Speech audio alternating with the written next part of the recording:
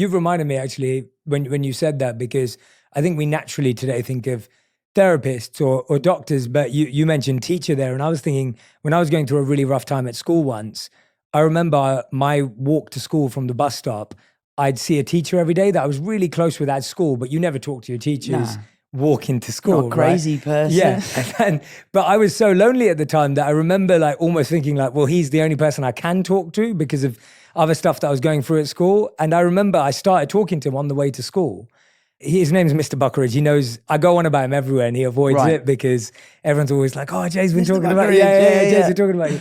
But it was that exact feeling where it was like, he was someone that I felt I could open up to at that point in my life without feeling judged, without feeling like he was going to see me through another lens.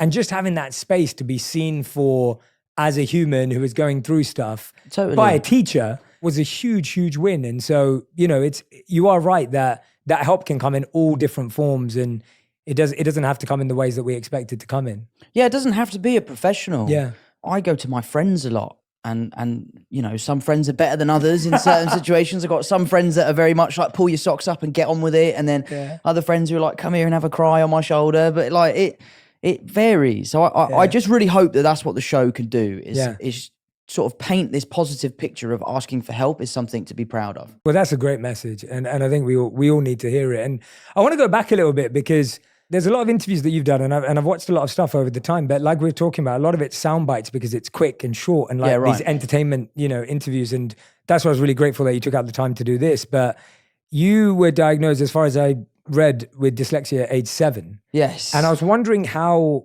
A lot of our community and our audience is diagnosed as well, or some of them are not, but they're finding out later on in life. How did that affect you, or how were you set up for success with that because as an actor, you've got to learn lines, you've got to read lines,